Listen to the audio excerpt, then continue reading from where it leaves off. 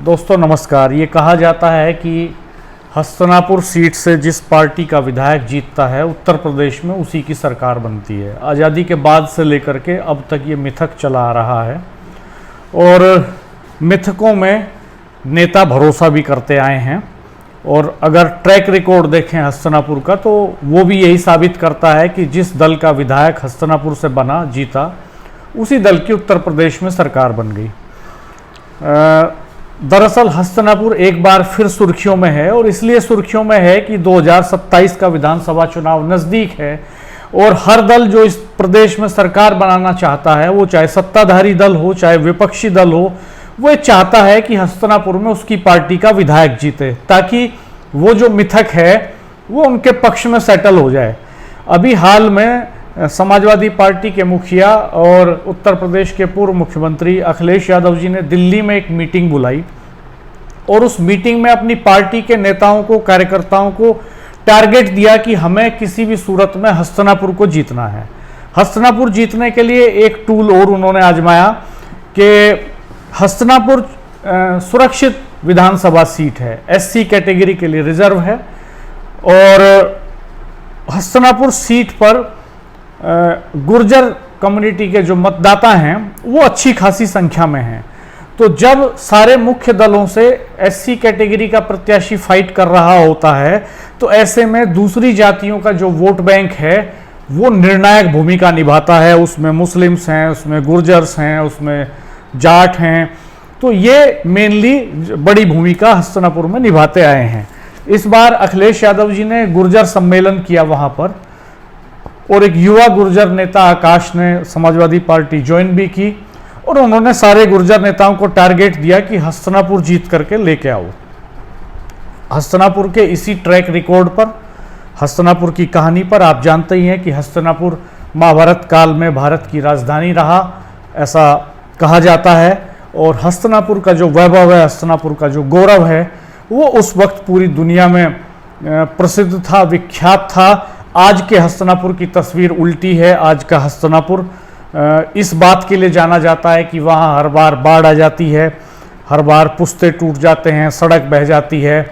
आज का हस्तिनापुर इसलिए भी जाना जाता है कि जब ये देश आज़ाद हुआ तो भारत के पहले प्रधानमंत्री पंडित नेहरू ने एक शिलापट लगाया, उसका अनावरण किया जो हस्तिनापुर में लगा। और ऐसा ही एक शिलापट चंडीगढ़ में लगा। जब ये पत्थर लगा, चंडीगढ़ में लगा और हस्तिनापुर में लगा, तो चंडीगढ़ की सूरत बदल गई। बहुत वेल प्लान सिटी है, खूबसूरत शहर है चंडीगढ़। लेकिन हस्तिनापुर में ऐसा कुछ नहीं हुआ और ये कहा जाता है कि आज़ादी के वक्त में जिस तरह के कुटीर उद्योग धंधे हस्तिनापुर में थे वो भी ख़त्म हो गए, धीरे धीरे बंद होते चले गए और बाढ़ के लिए जाना जाने लगा हस्तिनापुर। आज हम बात करेंगे हस्तिनापुर की कहानी पर और हस्तिनापुर के सिंहासन पर। हस्तिनापुर से कौन जीत सकता है, क्या इक्वेशंस हैं, अतीत की क्या कहानियां और किस्से हैं, इन सब पर बात करेंगे। कहा जाता है कि हस्तिनापुर को द्रौपदी का श्राप है, क्योंकि हस्तिनापुर में द्रौपदी का चीरहरण हुआ था तो उसके बाद से हस्तिनापुर तरक्की नहीं कर पाया। तो ऐसे सब मिथकों पर बात करेंगे हम। हमारे साथ सीनियर जर्नलिस्ट राजेश शर्मा जी हैं। पहले मिथक पे बात कर लेते हैं। एक मिथक ये कि जिस दल का नेता वहां से विधायक बनता है उसी दल की सरकार बन जाती है उत्तर प्रदेश में। इस फैक्ट्स क्या कहते हैं, थोड़ा फैक्ट्स बताइए आप। हाँ डॉक्टर साहब, ये तो है, मिथक है जो आपने बताया कि ये लोग कहते हैं कि द्रौपदी का श्राप लगा तो अभी तक वो डेवलप तो उस तरह नहीं हो पाया जिस तरह चंडीगढ़ हो पाया। और जहाँ तक उत्तर प्रदेश के सिंहासन की बात है तो ये कहा जाता है कि हस्तिनापुर विधानसभा जिसकी होती है उसे ही वो उत्तर प्रदेश की गद्दी मिलती है। तो अगर मैं 57 से एक बार बात करूँ, 1957 से, तो यहाँ लगातार ऐसा होता आया है कि जिस दल के यहाँ विधायक बने हैं उसी दल की सरकार बनी है। मैं एक बार बता दूँ आपको, 1957 में ये पहली विधानसभा बनी और 1957 में जो कि कांग्रेस से पहली बार बिशंबर सिंह यहाँ विधायक बने, वो कांग्रेस के विधायक थे। 1962 में प्रीतम सिंह बने, वो भी कांग्रेस के विधायक थे। और 1967 में RL सहायक बने, वो भी कांग्रेस के विधायक थे। और उत्तर प्रदेश में सरकार भी कांग्रेस की बनी थी। जब हम 1969 में चलते, जनरल कैटेगरी में होती थी, तब जनरल कैटेगरी में होती, जनरल कैटेगरी में सीट थी। और जब हम 1969 की बात करते हैं तो आसाराम इंदू वो भारतीय क्रांति दल के विधायक बने। फिर 74 में, मतलब 1974 में भी आसाराम इंदू बने, लेकिन वो उस समय कांग्रेस से बने। और फिर 1977 में यहाँ रेवती शरण मौर्य ये जनता पार्टी से विधायक बने। 1980 में यहाँ झग्गड़ सिंह बने, झग्गड़ सिंह राष्ट्रीय कांग्रेस पार्टी से बने, कांग्रेस आई से। और जब 85 का चुनाव हुआ तो हर्षवर्धन सिंह जाटव तो वो भी कांग्रेस से विधायक बने। जब 1989 का चुनाव हुआ तो तब झग्गड़ सिंह बने वो जनता दल से। उस समय जनता दल की सरकार थी उत्तर प्रदेश में। 91 में यहाँ चुनाव नहीं हुआ था। 91 में एक मेंबर ऑफ पार्लियामेंट के चुनाव को लेकर झगड़ा हो गया था मेरठ में।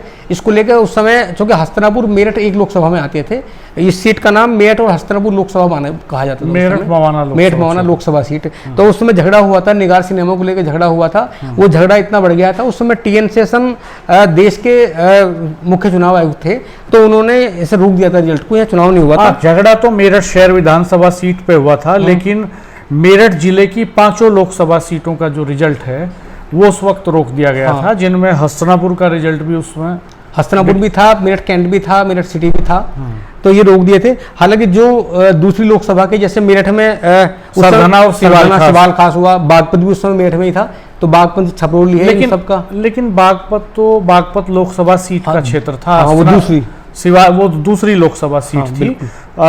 मेरठ में जो लोकसभा विधानसभा सीटें थी उस समय वो हस्तिनापुर, उस समय मवाना के नाम से जानी जाती थी, मेरठ शहर, मेरठ कैंट, खरखोदा और किठौर। ये 5 विधानसभा सीटें उस समय मेरठ जिले में होती थी। और सरधना उस समय मुजफ्फरनगर जिले का हिस्सा थी, मुजफ्फरनगर लोकसभा सीट का हिस्सा थी।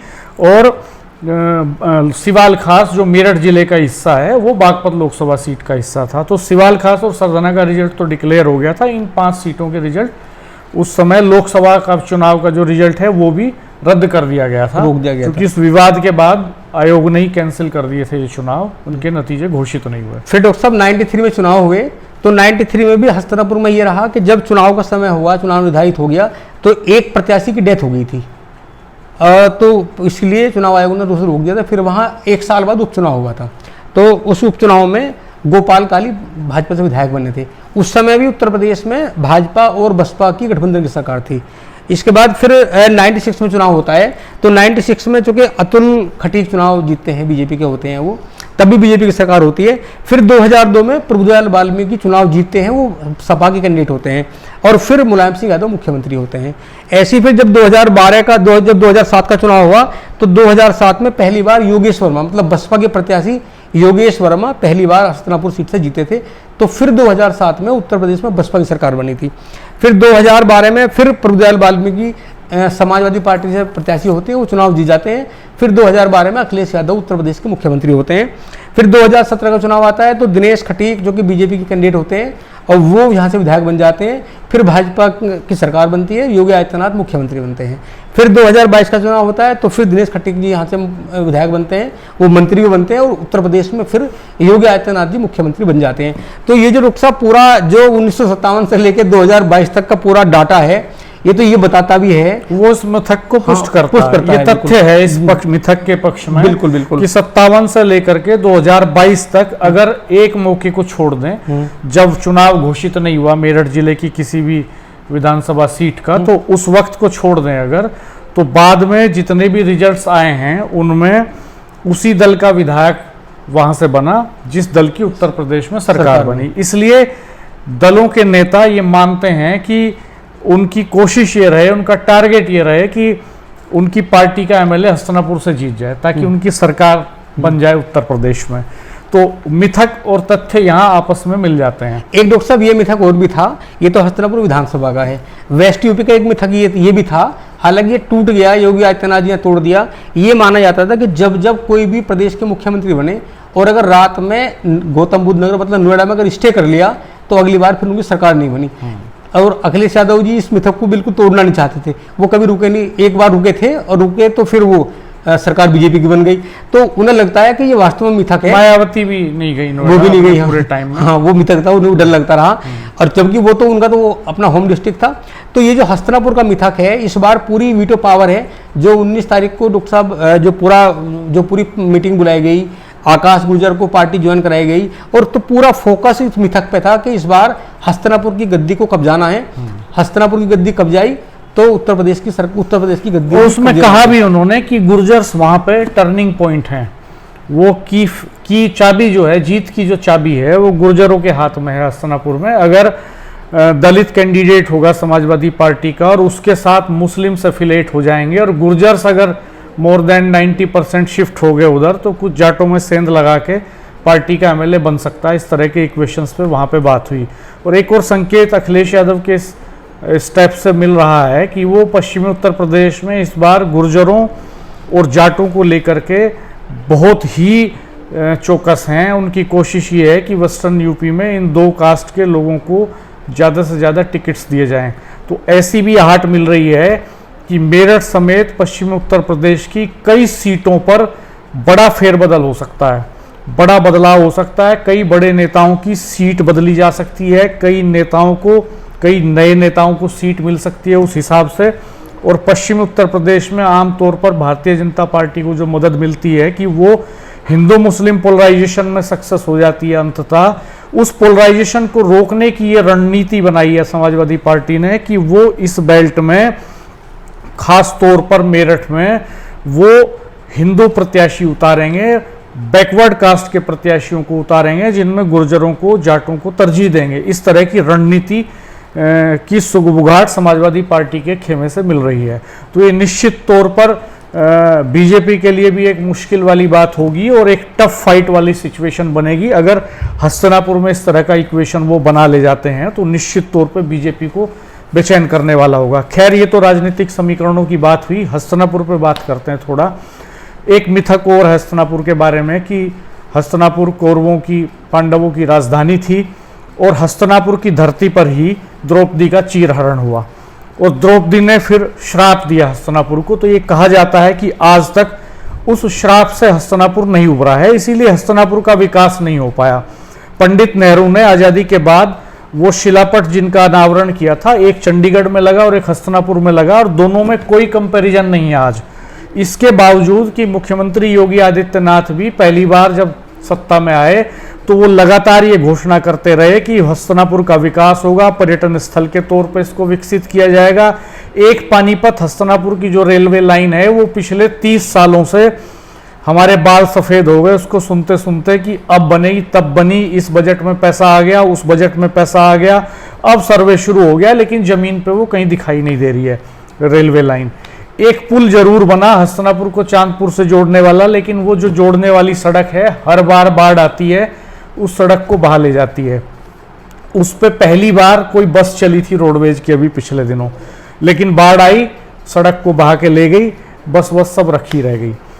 दूसरा, वहाँ जो इंडस्ट्रीज थी उनका डेवलपमेंट नहीं हुआ। हस्तिनापुर नगर पंचायत का एक सिटी के तौर पे डेवलपमेंट नहीं हुआ। एक काम जरूर हुआ वहाँ पे कि जो महाभारत कालीन स्थल हैं उनके विकास के बजाय, उनको एक टूरिज्म का सेंटर बनाने के बजाय, वहाँ जैन धर्म के लोगों ने तो एक सकारात्मक भूमिका ये निभाई कि उन्होंने कुछ धर्मशालाएं बनाई, अपने तीर्थ स्थलों को डेवलप किया, लेकिन सरकार ने कोई काम नहीं किया वहाँ पिछले 30-40 सालों में। इस 30-40 सालों में सारे दलों की सरकार रह गई, सबने मिथक भी माना, मिथक को सत्य भी माना, लेकिन उस मिथक को तोड़ने की कोशिश किसी ने नहीं की जो प्रचलित है यहाँ कि द्रौपदी के श्राप की वजह से विकास नहीं हो रहा है। ये साहस कोई नेता आज तक नहीं जुटा पाया कि वो ये साबित करे कि द्रौपदी के श्राप की वजह से नहीं रुका हुआ विकास, हमारे पूर्व की जो सरकारें हैं उनकी नीतियों की वजह से रुका हुआ है, हमारी जो मशीनरी है उसके नकारेपन की वजह से रुका हुआ है। एक बार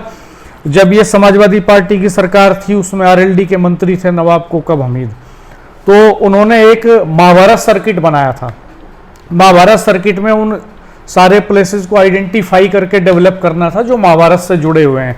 उसके कुछ स्थान बागपत में भी हैं और कुछ स्थान जो हैं यहाँ हस्तिनापुर में हैं। मैं अभी हरियाणा के चुनाव के दौरान कुरुक्षेत्र में था, तो मैंने वहाँ देखा कि चूंकि जो गीता का उपदेश दिया, जो युद्ध हुआ महाभारत का, वो कुरुक्षेत्र में हुआ, और ये कहा जाता है कि श्री कृष्ण ने जो उपदेश दिया अर्जुन को वो कुरुक्षेत्र की धरती पे दिया। तो वहाँ उन्होंने, वहाँ लाइट एंड साउंड शो की व्यवस्था है, वहाँ पर म्यूजियम है, दर्शनीय स्थलों के तौर पे, टूरिज्म के बड़े सेंटर के तौर पे हरियाणा ने उनको डेवलप किया है। लेकिन वेस्टर्न यूपी में ऐसा कोई प्लेस ना आज तक ढंग से डेवलप किया गया, ना उसके लिए फंड्स आए, ना उस पर कोई काम हुआ। यही हालात हस्तिनापुर के भी हैं। तो इसको आप किस तरह से देख रहे हैं? राजनीतिक पार्टियां और उनके नेता, उनके विधायक अब तो 2 बार, अब तो लगातार दिनेश खटीक मंत्री भी हैं वहां से, और लगातार 2 बार से सरकार भी है। तो क्यों हस्तिनापुर डेवलप नहीं हो पाता? क्या उस श्राप से डरे हुए नेता? क्या वजह है? क्यों पैसा नहीं ला पाते? क्यों खर्च नहीं होता? आपको क्या लगता है? डॉक्टर साहब, ये तो एक मिथक है, एक मिथक। अगर सरकार चाहे तो कुछ भी कर सकती है। तो क्यों नहीं चाहती सरकार? अगर ये मिथक था कि नोएडा में जो मुख्यमंत्री आते हैं अगली बार नहीं बनते, योगी आदित्यनाथ 2017 में जब पहली बार मुख्यमंत्री में वो आए, वो बात ठीक है। अब आप देखिए योगी जी ये साहस क्यों नहीं कर पा रहे कि हस्तिनापुर को विकसित करें? अब आप और नहीं, एक ऐसा नेता जिसके बारे में कहा जा रहा है कि नोएडा का मिथक तोड़ दिया, वो नेता हस्तिनापुर का मिथक क्यों नहीं तोड़ रहा? करना चाहिए डॉक्टर साहब। विल पावर की बहुत कमी है। जितने चुनाव में दावे होते हैं, जितने वादे किए जाते हैं, बिल्कुल मैं आपकी बात से मैं 100% सहमत हूं। डॉक्टर साहब, आज सरकार बीजेपी की है उत्तर प्रदेश में, और बीजेपी के यहाँ अगर मैं 93 की बात करूं तो 93 से लगातार यहाँ गोपाल काली बीजेपी के विधायक हुए, यहाँ अतुल खटीक बीजेपी के विधायक हुए, 2 बार से यहाँ लगातार दिनेश खटीक मंत्री भी हैं उत्तर प्रदेश सरकार में। और ये जो लगातार वादे होते हैं, और ये जो एक झूठ का पुलिंदा है कि भाई द्रौपदी का श्राप लगा हुआ है, हमें लगता है ये द्रौपदी का श्राप ही झूठ का पुलिंदा है, क्योंकि विल पावर नहीं है काम करने की। सरकार क्यों नहीं कर सकती? जब एक साथ पंडित जवाहरलाल नेहरू ने दो शहर चेंज मतलब एक साथ उनके नक्शे आर्किटेक्चर तैयार कराए, एक चंडीगढ़ हो गया, एक हस्तिनापुर हो गया, चंडीगढ़ वहां पहुंच गया, क्या वजह है? हस्तिनापुर क्या है? द्रौपदी बैठी हुई है, क्या अभी भी श्राप है? आप बताओ। यहाँ ऐतिहासिक पंच प्यारों के जब बात होती है, पंच प्यार यहाँ शेखपुर गांव बराबर में है, वो बड़ा सिक्कों का बड़ा तीर्थ स्थल है पंच प्यारों। और यहाँ अब तो आप देखो कोटद्वार हाईवे बन रहा है। आखिर क्या वजह है? बड़े बड़े कस्बे हैं, इधर मवाना है, इधर रामराज है, और हस्तिनापुर पूरा, जब हम बात करते हैं विदुरकुटी की बात करें तो वो भी हस्तिनापुर जुड़ा हुआ है। हस्तिनापुर टूरिस्ट पॉइंट है, पुराना ऐतिहासिक स्थल है। सरकार करना नहीं चाहती। ये सब सिर्फ उस समय घोषणा होती है जब सरकार बनती है। आप मुझे बताओ, सरकार अगर चाहे तो क्या कुछ नहीं हो सकता? हस्तिनापुर क्यों चंडीगढ़ नहीं बन सकता? क्या सरकार के पास कोई पैसे की कमी है? जब चुनाव में इतने सारे वादे होते हैं, और सुनो, हम और सरकारों की बात नहीं करते डॉक्टर साहब, हम 3 सरकारों की जो 2 बार से सरकार है, और ये मुद्दा लगातार उठता है कि भाई हस्तिनापुर का विकास होना चाहिए, हस्तिनापुर का विकास होना चाहिए। तो ये विल पावर की कमी है, ये सरकारों की कमी है, और सरकार करना नहीं चाहती। मैं तो ये कहूँगा कि हस्तिनापुर का डेवलपमेंट हो। निश्चित तौर पर हस्तिनापुर बहुत पोटेंशियल वाला इलाका है। एक तरफ इसके पौड़ी हाईवे है, पौड़ी हाईवे का काम भी बीच में आप देख ही रहे हैं किस तरह से लटकता आगे बढ़ रहा है, आगे बढ़ा। बिजनौर को मेरठ से जोड़ने वाला जो पुल है, अभी बाढ़ आई तो 10 दिन उस पर ट्रांसपोर्टेशन प्रभावित रहा। हस्तिनापुर का चांदपुर से कनेक्शन कट गया, बिजनौर से कनेक्शन कट गया।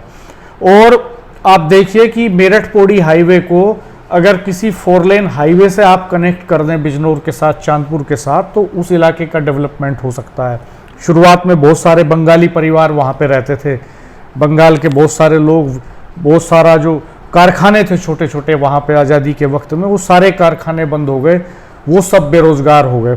हस्तिनापुर की पहचान आज एक दुर्दशाग्रस्त कस्बे की हो गई है। कोई आदमी अगर बाहर से जाता है, कोई टूरिस्ट अगर बाहर से हस्तिनापुर का नाम सुनकर के हस्तिनापुर में आता है, तो वो इस बात पे बिल्कुल यकीन नहीं कर सकता कि ये वही हस्तिनापुर है जो कभी कौरवों पांडवों की राजधानी रहा। वहां खुदाई जरूर हुई, पुरातत्व के अवशेष मिले वहां बहुत सारे, लेकिन कोई रिमार्केबल हिस्टोरिकल फैक्ट्स एस्टेब्लिश नहीं हो सके उस खुदाई के बाद भी।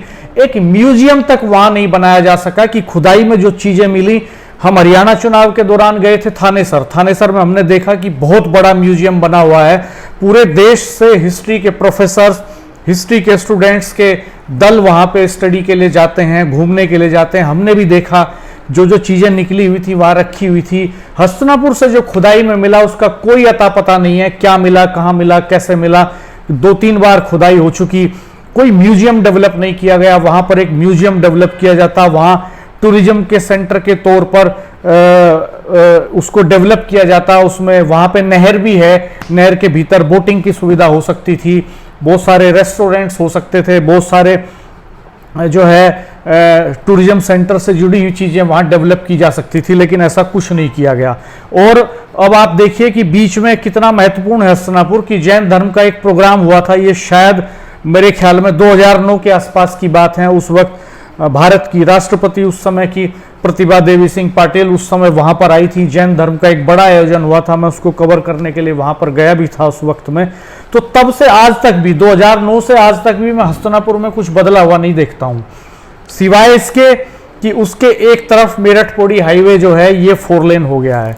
तो ये हालात हस्तिनापुर के हैं और ये हमारे लीडर्स की पॉलिटिकल विल का सवाल है। आमतौर पर कहा जाता है कि विकास की गाथाएं लिखी जा रही हैं, हाईवे एक्सप्रेसवे बन रहे हैं, डेवलपमेंट हो रहा है देश में, लेकिन रियलिटी ये है कि हमारे इतिहास से जुड़ी हुई जो चीजें हैं, हमारी संस्कृति से जो जुड़ी हुई चीजें हैं, उनकी नेताओं ने भयंकर उपेक्षा की है और हस्तिनापुर उसका जीता जागता सबूत है।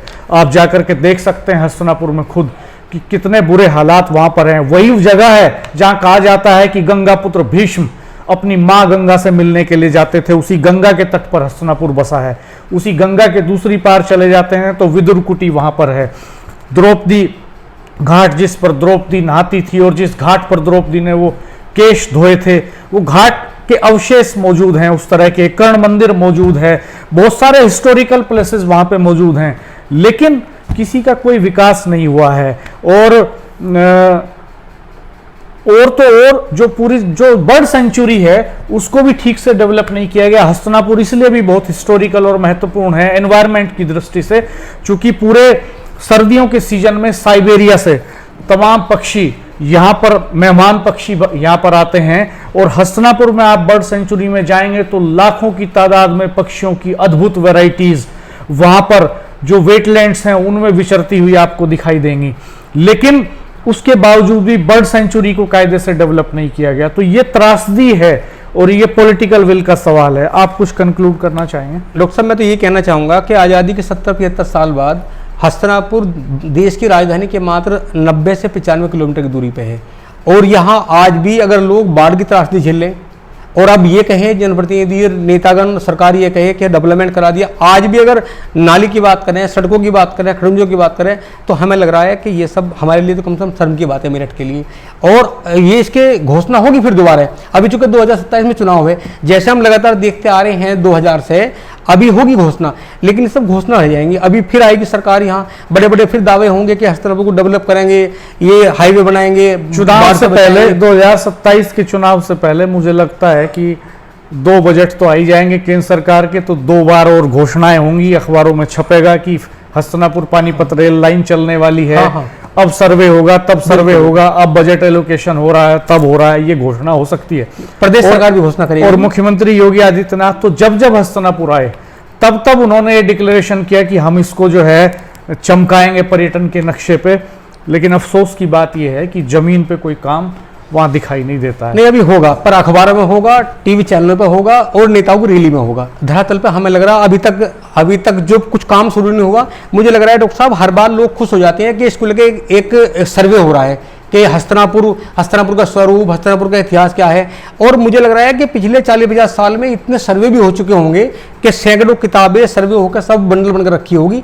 लोगों को अखबार में छपता है, मीडिया में छपता है, दिखाए, खुश होते हैं लोग। एक कल्पना की बातें होती हैं कि हस्तिनापुर का विकास होगा, हस्तिनापुर सर्कट डेवलप होगा और हस्तिनापुर का इतिहास को उकेरा जाएगा, लेकिन ये सब रैलियों में, कागजों में, विधानसभाओं में, लोकसभाओं में हमें लगता है कि धरातल पे नहीं हो पाएगा। और हमें सब ज़्यादा उम्मीद तो इस सरकार से थी, क्योंकि लगातार 2 बार से सरकार है और उसी हस्तिनापुर से मंत्री भी हैं, प्रदेश सरकार में मंत्री भी हैं। अगर विल पावर होती तो अब तक ये डेवलप हो गया होता। तो दोस्तों, सबसे चिंताजनक बात यह है कि हस्तिनापुर से पहली बार सरकार में मंत्री नहीं है यूपी की कोई। दिनेश खटीक तो हैं ही मंत्री लगातार उत्तर प्रदेश की सरकार में, लेकिन उनके पहले प्रभुदयाल वाल्मीकि मंत्री रहे वहां से, बिल्कुल, और समाजवादी पार्टी के नेता, लेकिन सूरत नहीं बदली। मुझे लगता है कि हम नियर फ्यूचर बहुत सारी ग्राउंड रिपोर्ट्स भी करेंगे हस्तिनापुर की, आपको जमीन पे दिखाएंगे हकीकत की वो जो पुस्ता बन रहा है, जिसको कहा जा रहा है कि इसके बनने के बाद बाढ़ रुक जाएगी, इस इलाके में बाढ़ नहीं आएगी, उसके पीछे भ्रष्टाचार की क्या कहानी छिपी है। वो जो सड़क है जो बिजनौर को चांदपुर से जोड़ती है, वो कैसे पानी में बह जाती है और उसके साथ बजट बह जाता है। हर बार उसका बजट बनता है, हर बार उसकी मरम्मत होती है और पहले ही झटके में पहली बार पानी आते ही वो बह जाती है। डॉक्टर साहब, ये सारा सब भ्रष्टाचार का खेल है। आज समुद्र में पुल बन रहे हैं, आज नदियों पर, नहरों में पुल बन रहे हैं। और यहाँ देखो मेरठ में, देखो क्या हस्तिनापुर का दुर्भाग्य देखिए कि हर बार बरसात के बाद में सड़कें बनती है फिर बह जाती हैं। ऐसी कौन सी टेक्नोलॉजी है? हमें लगता है कि टेक्नोलॉजी का इस्तेमाल तो जो हो रहा है ये सब भ्रष्टाचार का बड़ा ये जो है बड़ा काम है और जमकर भ्रष्टाचार हो रहा है। जहाँ तक सरकारों की बात है, ये अलग बात है कि अखिलेश यादव जी 19 अगस्त को एक मीटिंग कर रहे थे और वो भी कर रहे थे कि मिथक तोड़ना हस्तिनापुर का, लेकिन सरकारें चाहे सपा की रही हो, चाहे बसपा की रही हो, चाहे भाजपा की रही हो, द्रौपदी के शराब का मिथक कोई नहीं तोड़ पाया। तो ये मिथक ही बना रहेगा, ये समाज अंधविश्वासों में डूबा रहेगा, या आप इसको विकास के रास्ते पर लेकर चलने का संकल्प भी दोहराएंगे? दोस्तों, आप क्या सोचते हैं? हमारा ये वीडियो कैसा लगा आपको? आप कमेंट बॉक्स में ज़रूर बताइएगा। आपके पास बहुत सारे कंसेप्ट होंगे हस्तिनापुर से को लेकर के, हस्तिनापुर से जुड़ी हुई कुछ स्मृतियां आपके जहन में भी होंगी। और एक प्रोजेक्ट तो हमें खरखोदा के पूर्व विधायक राजेंद्र शर्मा जी ने बताया कि 4 दशक पहले मवाना क्षेत्र में एक इंजीनियरिंग कॉलेज को बनाने का प्रपोजल पास हुआ, उस समय आज तक नहीं बना। एजुकेशन के मामले में भी इस इलाके में सबसे बैकवर्ड इलाकों में गिना जाता है हस्तिनापुर। बिल्कुल। और वहाँ एक गवर्नमेंट डिग्री कॉलेज जरूर बना है अभी, लेकिन अभी भी वो ठीक तरह से रन नहीं कर पा रहा, उसमें पर्याप्त स्टाफ नहीं है, इंफ्रास्ट्रक्चर पूरा नहीं है, अभी भी बहुत सारे ऐसे इश्यूज हैं। तो आप जरूर हमारे कमेंट बॉक्स में रिएक्शन दीजिएगा, हमारे चैनल को सब्सक्राइब कर दीजिएगा, बेल आइकन प्रेस कर दीजिएगा, नोटिफिकेशंस ऑन कर दीजिएगा। धन्यवाद, नमस्कार।